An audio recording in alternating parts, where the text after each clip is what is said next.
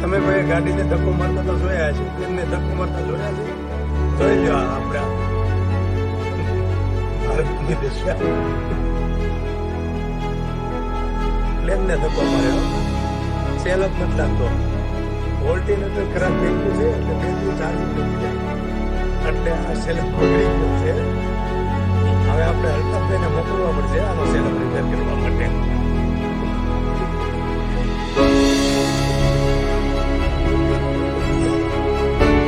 Thank you.